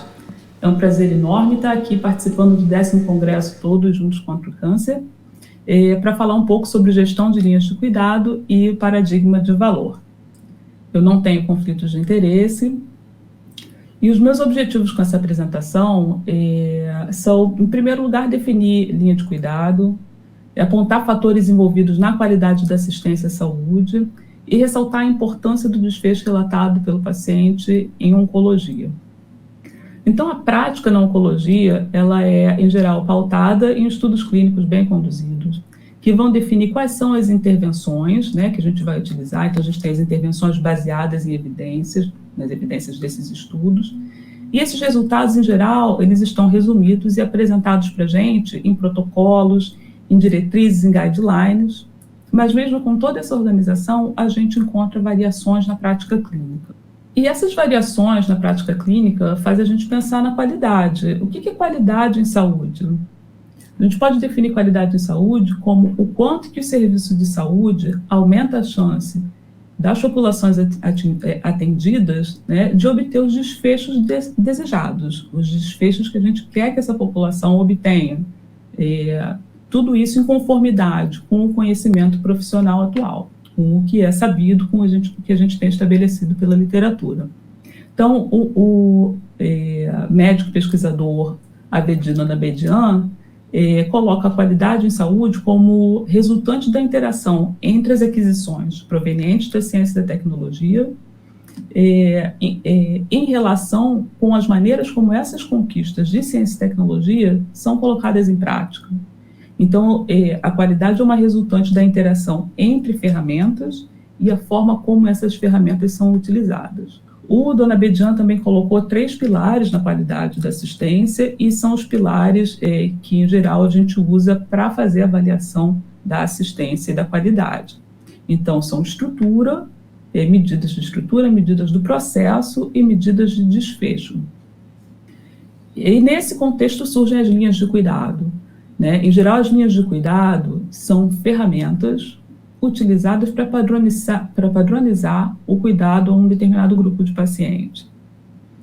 Então, Care Pathway, que seria uma forma também de linha de cuidado, é uma intervenção complexa que, em geral, utiliza softwares para ajudar o profissional de saúde na tomada de decisão. Então, essas linhas de cuidado, elas são estabelecidas para determinados grupos de pacientes por um determinado período de tempo. As linhas de cuidado do SUS organizam o atendimento, descrevendo um itinerário a ser percorrido dentro da rede de assistência à saúde. Então, as linhas de cuidado do SUS, elas propõem um fluxo assistencial ideal, com o objetivo de oferecer o cuidado integral para o paciente, reduzir as variações desnecessárias do tratamento, do acompanhamento e melhorar a qualidade no cuidado oncológico. Então, esse é o diagrama do processo completo da linha de cuidado do câncer de mama, que coloca pontos assistenciais em comparação, em relação com as macroatividades a serem desenvolvidas por esses pontos assistenciais específicos. E olhando para essa linha, a gente pensa, então, quais são as medidas que a gente vai utilizar para avaliar o sucesso dessa linha de cuidado do câncer de mama? Quais são as medidas que a gente pode utilizar para determinar o valor, né, dentro dessa linha de cuidado do câncer de mama? Então, o valor é um termo subjetivo e ele pode ter um significado diferente de acordo com o ator envolvido nessa avaliação de valor, né? Então, a avaliação do valor do ponto de vista do gestor, ela pode ser percebida como uma avaliação muito ligada a custo, muito ligada à utilização do serviço hospitalar, mas do ponto de vista do paciente, o valor pode estar ligado a outras questões, né? Então, o valor fala de assuntos de relevância, de importância para cada um dos atores envolvidos. Então, na linha de cuidado, o que vai definir sucesso? Quais são os desfechos que importam para ser medidos, né? A gente vai falar de toxicidade, de custo, de visita à emergência. Em oncologia, a gente fala bastante de tempo entre diagnóstico e início do tratamento. Mas esse tempo, ele não fala para a gente sobre o que aconteceu com o paciente para ter um atraso entre diagnóstico e início de tratamento. A gente pode usar a mortalidade, que é um indicador excelente, que a gente usa bastante na assistência oncológica, mas a mortalidade, por vezes, pode esbarrar na falta de especificidade, porque pode ser atribuído para outros fatores. A mortalidade pode ser decorrente de outros fatores, assim como reinternação, né? Então, uma reinternação após uma internação programada pode ser resultado de cuidado eletivo programado, pode ser resultado de comorbidades outras que não o problema oncológico. Então, quando a gente pensa em avaliar o sucesso da linha de cuidado e a qualidade da assistência, a gente precisa ter um enfoque multidimensional e incluir tanto os saberes técnicos e científicos, mas incluir também a perspectiva do paciente. Então, esse trabalho, essa meta-análise publicada em 2017, é uma meta-análise que envolveu 43 trabalhos e mais de 19 mil pacientes, com câncer, diferentes tumores e em diferentes momentos da trajetória do tratamento oncológico.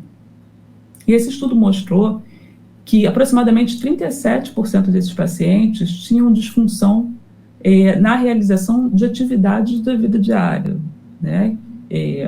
Locomoção, alimentação, ir ao banheiro. Por outro lado, 55% desses pacientes tinham disfunção nas atividades instrumentais da vida diária, que são aquelas atividades que incluem fazer compras, pagar contas. Então, o paciente oncológico, tanto durante o tratamento como depois do tratamento, podem ter disfunções, né? E o declínio funcional, durante o tratamento, ele diminui a tolerância ao tratamento. E com a diminuição da tolerância, muitas vezes o profissional de saúde precisa reduzir a intensidade do tratamento, o que lá na frente vai acabar interferindo na sobrevida. Então, medir a função do paciente, medir como é que esse paciente está, sobre a própria perspectiva do paciente, é importante, para que a gente possa intervir de maneira precoce nos problemas que estão acometendo o paciente. Então, o que a gente vai medir? Quais são os desfechos importantes para o paciente? Inúmeros, né? A gente pode falar de satisfação com cuidado, né? Saber se a equipe de saúde ouviu as queixas relatadas pelo paciente, se o paciente se sentiu bem tratado. A gente pode olhar para determinantes sociais de saúde, saber se esse paciente está empregado, se esse paciente tem condição adequada de moradia, se esse paciente precisa de algum suporte social, né? Se esse paciente tem sintoma, como é que está o controle de sintoma desse paciente? Se o paciente tem dor, se o paciente tem ansiedade, e tudo isso é importante para que a gente possa agir precocemente, atendendo às queixas e às demandas trazidas pelo paciente. Agora, como é que a gente mede o desfecho relatado pelo paciente? A gente pode deixar para o profissional de saúde lembrar no momento da consulta, que talvez não seja o mais adequado, porque nesse momento o problema eventualmente já começou há semanas, nesse momento tem várias informações para serem trocadas e outras prioridades, como checar resultado de exame, pedir novos exames e etc. Então, o ideal é que a gente tenha uma abordagem proativa, né? Que essa coleta de desfecho relatado pelo paciente, ela pode melhorar a comunicação entre a equipe de saúde e o paciente, ela pode reduzir a hospitalização, se a equipe de saúde intervir precocemente nas queixas, e ela também pode aumentar a sobrevida global. A gente entra num outro detalhe, como é que a gente vai medir o desfecho relatado pelo paciente, né? A gente vai fazer coleta de dados de forma manual, a gente vai fazer coleta de dados de forma eletrônica. Como é que a gente vai definir que a gente vai intervir nesses dados que foram coletados? Então, a gente tem que pensar na carga de trabalho do profissional de saúde, né? Se a gente for usar uma plataforma eletrônica, a gente tem que pensar se o paciente tem acesso à plataforma eletrônica, se ele tem smartphone para, por exemplo, responder aos questionários que a gente vai mandar, ou se a gente vai precisar fornecer algum aparelho, como, por exemplo, um iPad, enquanto ele está na sala de espera. E a gente tem que definir como é que a gente vai intervir nessas informações que a gente está coletando, né? Então, a gente vai intervir à medida que os sintomas pioram, ou a gente vai intervir de acordo com a intensidade da queixa, ou ambos. Então, algumas experiências com medida de desfecho relatado pelo paciente. Esse é um trabalho da Dinamarca, um estudo piloto randomizado, um estudo de não inferioridade, que foi realizado entre 2016 e 2017, com mulheres que tiveram câncer de mama estadio 1 a 3, e essas pacientes, no grupo da intervenção, elas não tinham consultas marcadas, elas enviavam o desfecho relatado pelo paciente com um questionário de qualidade de vida e um questionário de satisfação. Esses questionários eram enviados a cada 3 meses e a equipe de saúde intervinha de acordo com a necessidade, com a queixa do paciente, enquanto que o grupo controle tinha consultas marcadas a cada 6 meses. Também coletavam desfecho, né, com questionário de qualidade de vida e satisfação, mas para o grupo controle, esses dados só iam ser avaliados no final do estudo. E o que a gente pode ver nesse gráfico é que a satisfação entre os 2 grupos foi bastante semelhante. Enquanto que o grupo controle teve uma média de de visita, de 4 visitas ao longo do estudo, o grupo controle teve apenas 2 visitas, 2 consultas médicas. Mas a satisfação de ambos os grupos foi semelhante, assim como a aderência ao tratamento, assim como a necessidade de troca de tratamento, da terapia hormonal na adjuvância, de forma que o cuidado baseado no desfecho relatado pelo paciente foi semelhante ao cuidado no grupo controle. Esse outro trabalho é o trabalho do grupo do Memorial, com 766 pacientes com tumores sólidos metastáticos que estavam iniciando quimioterapia para doença metastática. Então, no grupo da intervenção, os pacientes relatavam o desfecho relatado pelo paciente numa plataforma online. E a piora do sintoma ou um sintoma severo geravam um alerta para a equipe de enfermagem responsável pelo paciente e, ao mesmo tempo, gerava um relatório para o médico oncologista para ser avaliado na consulta. Enquanto que o grupo controle tinha as consultas habituais e discutia as queixas e sintomas nas consultas. Eles também poderiam entrar em contato por telefone.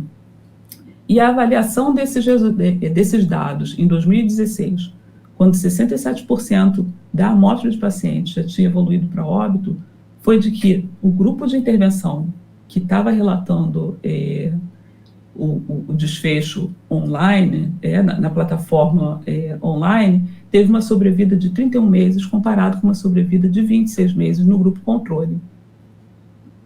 Então, provavelmente,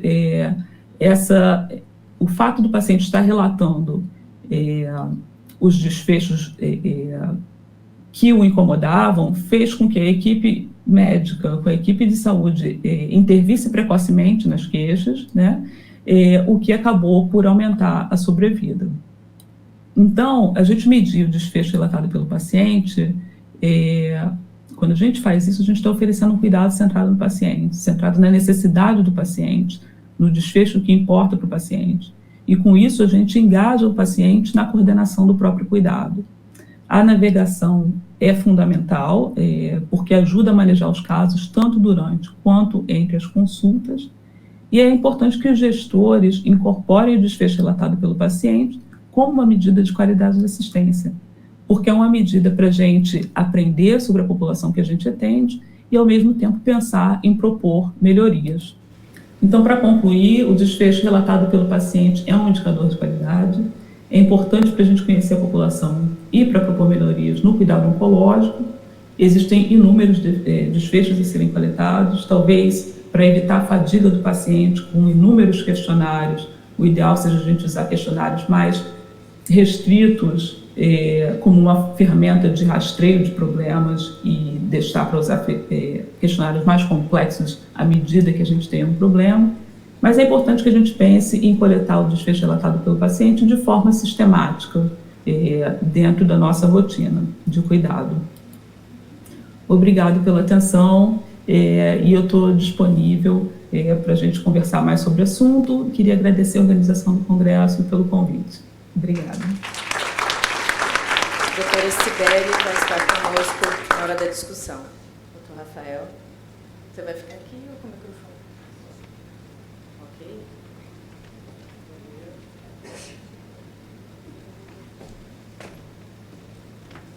Foi? Agora foi.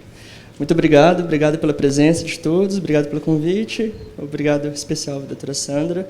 Prazer enorme falar com vocês, sou Rafael Kenji, sou médico, mas eu trabalho com inovação já há cerca de 7 anos e eu trago uma visão muito otimista do que é inovação, porque eu acredito que para a gente melhorar a saúde no nosso país, a gente precisa de uma força conjunta dos setores público, privado e inclusive do terceiro setor. Então, o tema que eu vou falar são as soluções health techs podem diminuir as desigualdades de acesso à saúde, e eu já respondo que sim. Então, explicando sobre alguns termos para vocês, né, o que são as health techs. Health techs são startups de saúde. E agora, o que são as startups, né? Startups são soluções transformadoras que são tiradas do papel e que podem contribuir para solucionarem dores no mercado. Né? E quando eu falo dores no mercado, são dores do nosso dia a dia.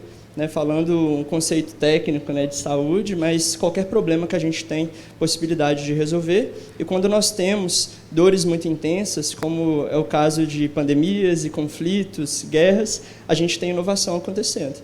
Né, não sei se vocês sabem, mas a penicilina foi descoberta no momento de uma guerra. O soro fisiológico também é de pirona, e agora, com a pandemia, a gente teve o avanço aí da descoberta de medicamentos e vacinas. Isso é inovação.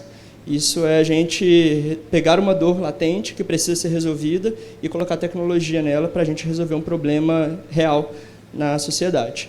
E para a gente falar de health techs, de acesso, de informação, eu vou trazer um conceito para vocês, que é de saúde 4.0. A saúde 4.0 nada mais é do que uma forma de digitalizarmos a nossa saúde. Inclusive, a Organização Mundial da Saúde tem um termo técnico para isso, e o governo federal criou uma estratégia de digitalização da saúde, o DigiSUS, né, para a gente realmente implantar tecnologia dentro dos sistemas de saúde. E a saúde 4.0 ela vem junto com um conceito dos 4 Ps na saúde 4.0, que é a saúde personalizada. Então, eu vou dar autonomia para o paciente, vou letrar o paciente para que ele entenda cada vez mais, eu crie um protocolo, um tratamento e uma forma de prevenção cada vez mais personalizada, olhando o paciente no centro do cuidado, não olhando uma doença, mas olhando uma pessoa com todos os seus determinantes. Eu gosto de falar que são determinantes biopsico, socioespirituais e emocionais. É muita coisa junta, né? O paciente ele tem uma família, um emprego, todo um contexto social, então eu preciso ter uma medicina personalizada para ele também. Ela é preventiva e preditiva, até a OMS fala que a cada R$1 que nós gastamos com prevenção, a gente deixa de gastar outros 4 com tratamento. Então, aumenta a qualidade de vida do paciente, melhora a questão de custo-efetividade, diminui custos desnecessários, e é uma medicina participativa, né? Eu dou informação, eu dou ferramentas para o usuário poder contribuir com todo o processo de saúde e doença dele e recuperação. E quando eu falo disso, né, eu gosto de falar que a saúde 4.0 ela tem um tripé muito importante que sempre caminha em conjunto, que é informação, acesso e equidade. Então, eu sou muito otimista falando em inovação, eu não acredito que a inovação aumenta a desigualdade, pelo contrário, eu acredito que ela diminui. Por quê? Eu sempre vou precisar levar informação, acesso e equidade juntos para poder gerar impacto local e, inclusive, global, né? Então, quando eu dou informação para o meu paciente, né, para o usuário, ele entende melhor os seus direitos e os seus deveres. E aí eu entro num novo conceito, que é a jornada do usuário dentro do sistema. Muitas pessoas acreditam que a jornada do usuário ela é apenas o atendimento profissional de saúde, mas está errado. A jornada do usuário ela começa quando o usuário, no nosso caso o paciente, ele entende os seus direitos e os seus deveres, né? Ele está na casa dele, ele vai entender que ele precisa de um atendimento médico, que ele precisa de uma informação em saúde, e aí ele vai buscar qual é o melhor caminho para ele. Pode ser o caminho no atendimento público, ou na atenção primária como porta de entrada, e a urgência acaba sendo uma porta de entrada também em alguns casos, e depois ele vai se deslocar até o local onde ele vai ser atendido, chega na sala de espera, precisa fazer alguma coisa enquanto ele espera, ele pode ser educado, pode ser letrado nesse momento, até o momento de pagamento da consulta ou de efetivação mesmo daquele atendimento. Ele é chamado, atendido, e depois que ele é atendido tem a reabilitação e a recuperação desse paciente. Então, a jornada ela vai muito além do atendimento do profissional de saúde. Inclusive, ela continua quando o paciente morre, porque ele deixa uma família, ele deixa um emprego, né, em casos de pacientes sem idade colaborativa, né, que ainda tem um emprego, deixa todo um contexto. Então, se eu levo informação com tecnologia, o paciente ele vai cobrar melhor os seus governantes, ele vai exigir uma saúde de melhor qualidade e, com isso, também ele vai ter um acesso melhor a todas as outras pontas do sistema, né? Então, por isso que eu sou muito otimista em relação a isso. Um grande caso, né? Eu trabalho com inovação já há 7 anos, eu saí da assistência, né? Fiquei pouquinho tempo na assistência, mas eu fui gestor da Conexa, que hoje é a maior empresa de telemedicina da América Latina, e durante o período que eu fiquei, em 3 anos, nós fizemos 40 milhões de atendimentos, inclusive dos pacientes de Manaus que estavam morrendo em casa sem oxigênio. Eu mesmo atendi pacientes que estavam com dispneia em casa e eu precisei dar uma orientação, seja ela direcionamento para uma urgência, emergência, com uma carta falando da gravidade do caso dele, ou até mesmo dessobrecarregando o atendimento presencial. Isso é informação utilizando tecnologia. Nós atendemos populações ribeirinhas, indígenas que precisavam de um tradutor do lado, porque eles falavam um dialeto desconhecido por nós e tinha um tradutor traduzindo em português. E o médico e o profissional de saúde, ele é também um tradutor da linguagem técnica para a sabedoria popular, né? Nós precisamos entender como comunicar cada coisa para o nosso paciente. E quando eu dou informação para o meu paciente, eu compartilho a responsabilidade do próprio cuidado. Como foi falado, né, do letramento, o paciente ele pesquisa mais, ele sabe mais sobre o processo de saúde e doença dele, e ele divide responsabilidade comigo, porque ele vai aceitar melhor e ele vai questionar melhor aquilo que eu estou oferecendo para ele. E quando eu dou acesso, né, eu chego a lugares que muitas vezes não eram atingidos, não eram abrangentes. Né? A gente está falando aqui em São Paulo, né, eu estudei em Juiz de Fora, na UFJF também, e eu não tive até hoje a noção de como é atravessar 3 dias de barco para atender um paciente, como eu já conversei com alguns médicos do Amazonas.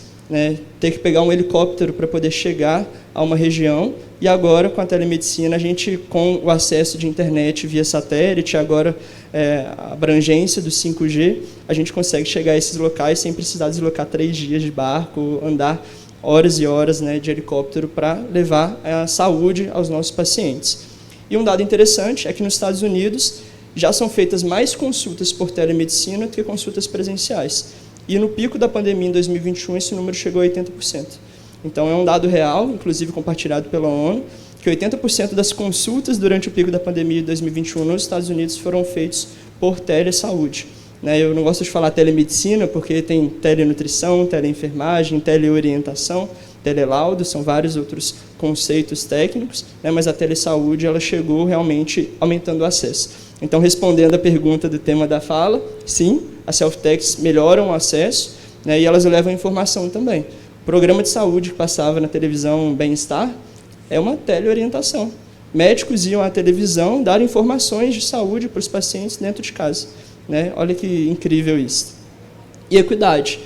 Como todos sabem, equidade, a gente sempre fala, igualdade desigual. Eu dou ferramentas para pessoas que não têm tanto acesso, tanta informação, para que elas tenham pelo menos algo similar ao que outras pessoas com mais condições têm. A gente tenta chegar ao máximo da equidade no sistema de saúde, e ela chega através de uma saúde descentralizada, com foco na prevenção.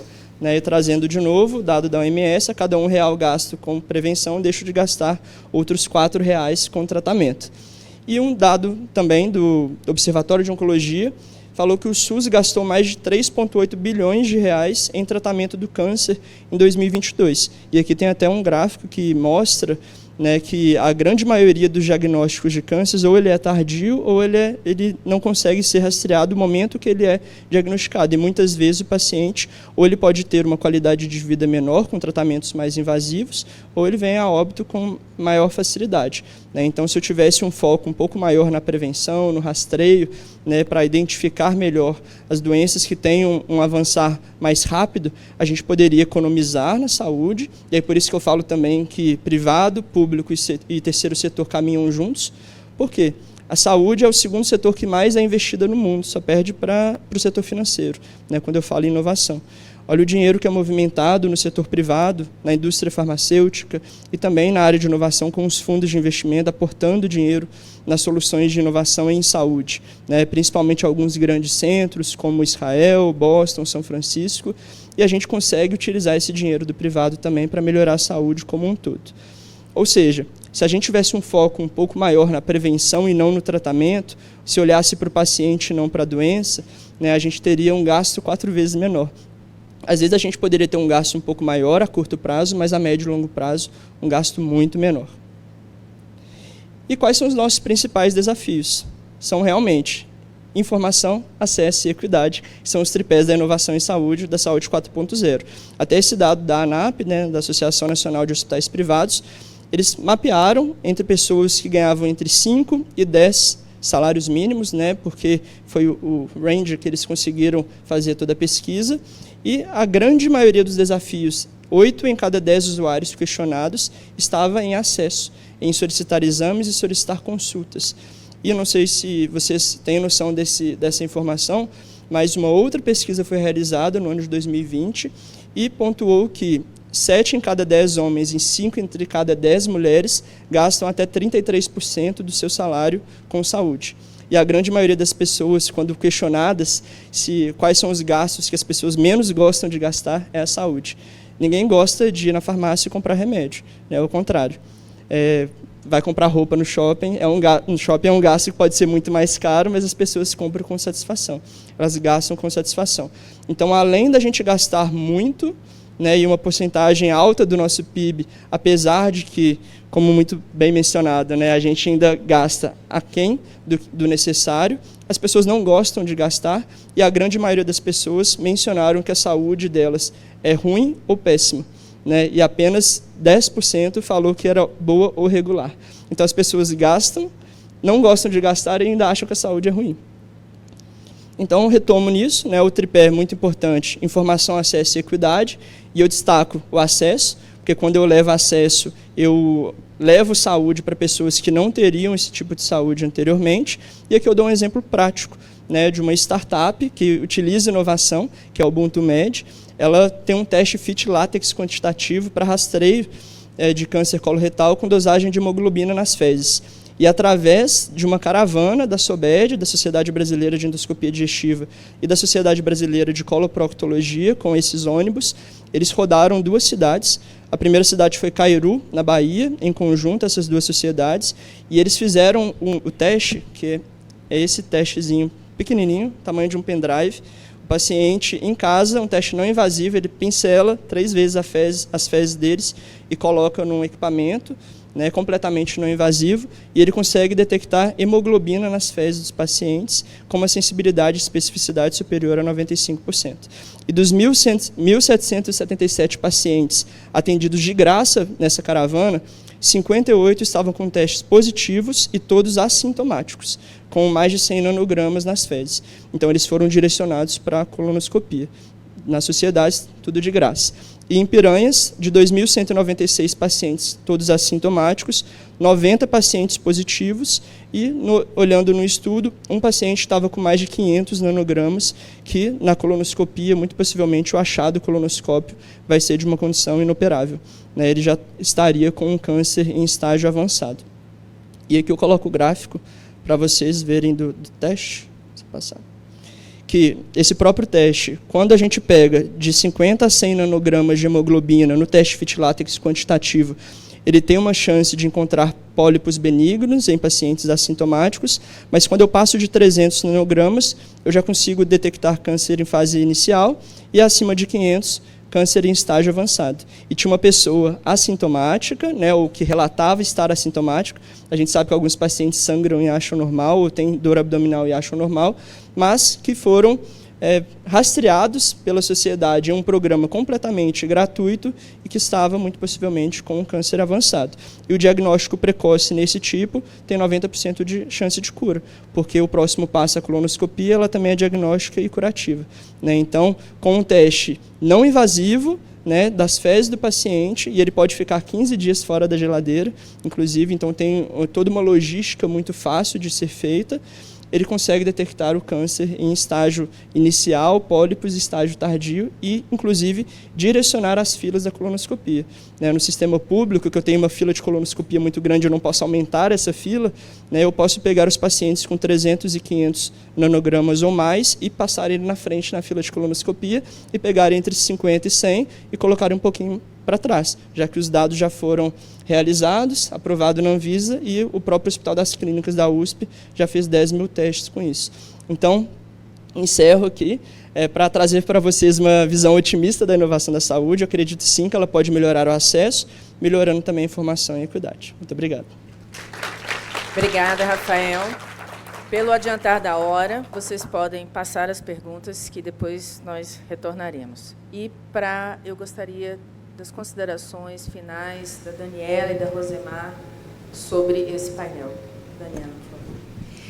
Obrigada, doutora Sandra. Obrigada à Sociedade Brasileira de Mastologia pelo convite. Eu fiquei aqui muito instigada ouvindo as palestras de hoje. Se eu compreendi corretamente a analogia que o Dr. Teich fez, a gente tem aí um cenário um tanto alarmante, né, de um barquinho navegando num mar revolto com ventos fortes. E, se eu compreendi corretamente, a gente está falando de dificuldades de acesso, um sistema subfinanciado, uma indústria farmacêutica bastante sofisticada e inovadora, mas um tanto quanto desconectada das necessidades de acesso, pelo menos do brasileiro normal, ou brasileiro médio, digamos assim.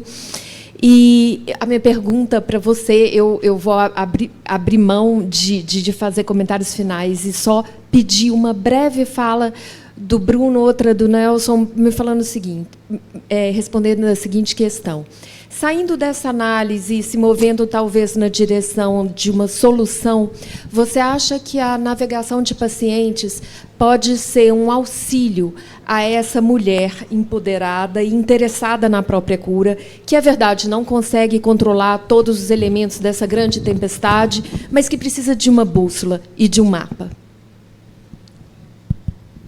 A navegação sempre vai auxiliar. O problema é que uma navegação num sistema que não anda, ela não consegue fazer tanta diferença. Eu preciso de um mínimo de infraestrutura da operação e do acesso para que essa navegadora possa atuar. A partir do instante em que eu tenho esse mínimo, ela vai fazer diferença. Obrigada. Obrigada. E doutor Bruno, a pergunta complementar, já que a pergunta dele, a resposta do Dr. Taish apontou nessa direção, é sobre a convergência desse trabalho de letramento e o trabalho de navegação. Me parece que um corolário necessário dessa paciente empoderada é uma navegação sólida ou consolidada e um sistema minimamente eficiente. Comente. Eu não acredito em letramento sem navegação, e não acredito em navegação sem letramento. Eu acho que as duas caminham juntas e são dependentes.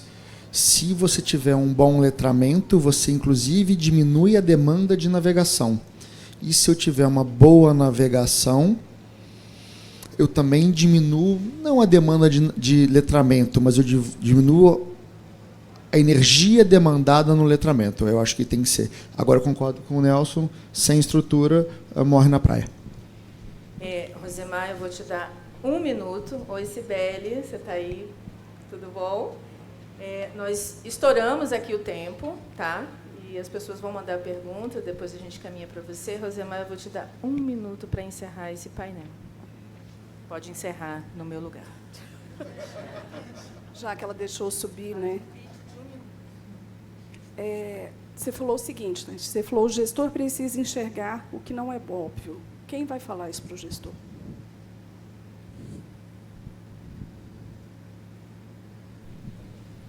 Quem vai falar isso para o gestor é uma estrutura de informação planejada que vai mostrar para ele como é que as coisas funcionam. Isso é possível sem nenhuma interferência política? Não. Obrigada. A outra, então, você falou o seguinte... por favor, eu não estou falando isso para você, eu estou falando isso para o INCA. Tá bom. Não, agora aqui. Você já respondeu, já vi que é um caminho complicado. Vai ter que ter outra TJCC para a gente conversar. A gente não deve se basear em dados internacionais para políticas aqui. Você falou isso. Teoricamente, sim. Tá. Eu acredito. O Amazonas fala o seguinte, estudo Amazonas. 33% das pacientes do SUS são diagnosticados em estágio 3, mama. Na saúde privada, 14%. E o câncer de mama é uma doença que tem um comportamento diferente no Brasil. A gente tem mais mulheres jovens com câncer de mama no Brasil. 1/3 das pacientes no Brasil tem câncer de mama entre 40 e 50 anos de idade. A maioria dessa população depende do SUS. Se eu for seguir o que você está falando, eu vou ter 33% de diagnóstico em pacientes SUS em estágio avançado. E o pior, eu tenho, então, mais do que o dobro de pacientes do SUS em estágio avançado do que eu tenho no privado. Por quê? Porque eu só estou deixando essa paciente se rastrear em idade mais avançada. Primeira questão. Segundo, o acesso ao tratamento do SUS é diferente do acesso ao tratamento do privado. A paciente do SUS que chega em estágio avançado, ela não vai ter droga que a paciente do privado tem. E o estudo Amazonas mostrou que a chance da mulher com câncer de mama viver é se ela chegar em estágio avançado. Porque no privado, no estágio inicial. Porque se ela chegar no estágio avançado, ela vai morrer, porque ela não vai ter acesso à droga que o privado tem. Então, por que o INCA mantém essa história dessa diferença de comportamento que a sociedade mostra e que os estudos brasileiros mostram? Eu não consigo entender isso, me dá até uma ojeriza, e a Sandra ainda fala que eu tenho só 1 minuto.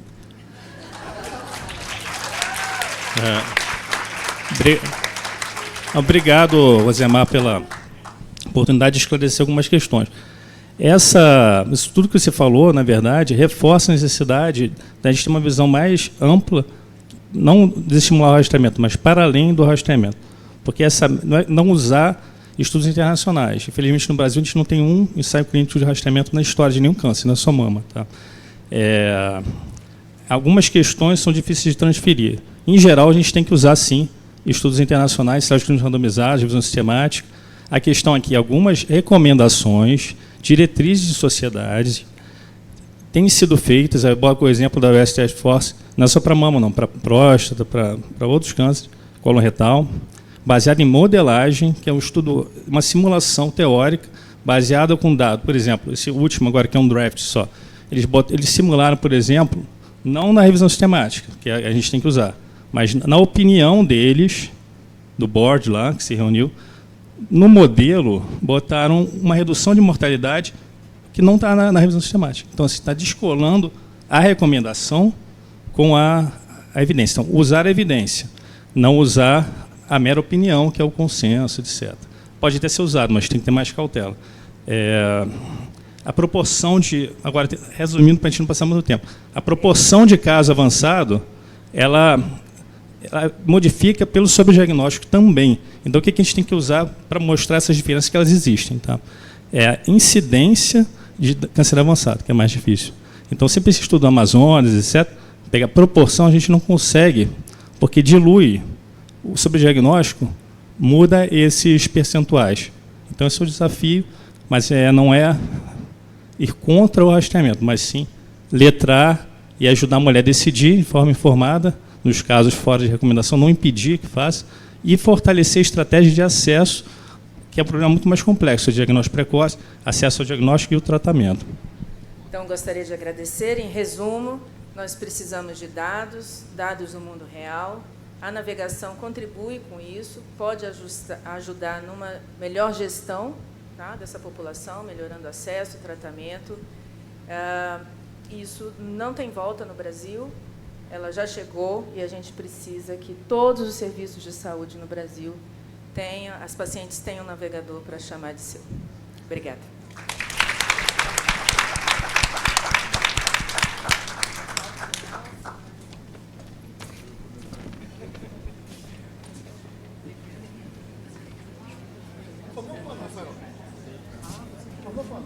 Em 2019.